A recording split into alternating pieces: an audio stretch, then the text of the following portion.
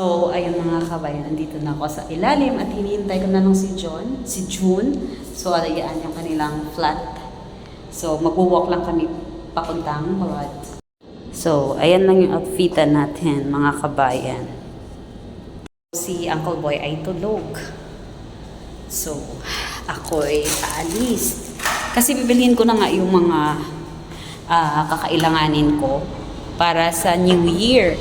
Kasi magluluto ako sa New Year ng lumpia, spaghetti. Pero yung pansit parang question mark muna yun.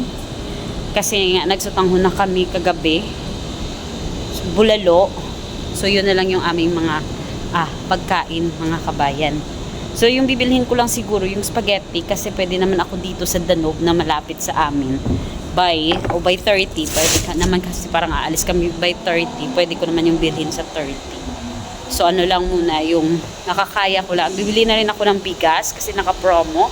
23, sabihin natin 24 real lang yung bigas na talaga yung ginagamit namin bigas. So hinihintay ko na lang si June.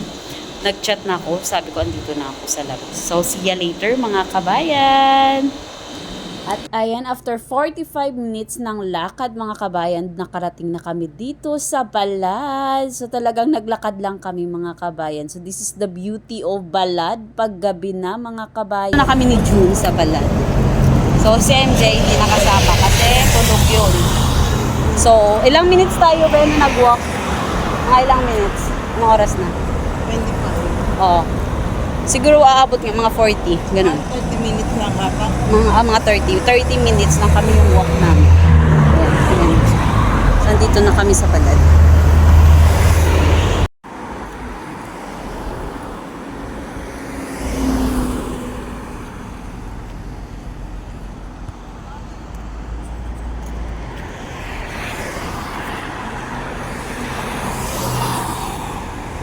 Hello mga kabayan, nakarating na nga ako dito sa bahay and hindi ako nakapunta ng Kabayan kasi nung natapos kami sa Lulo, sarado na pala yung Kabayan.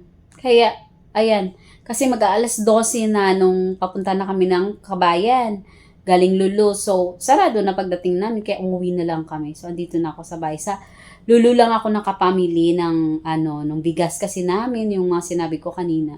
So, ayun lang mga kabayan. So, yung na-donate natin sa Balad ay lang, mga 130 real. O, diba?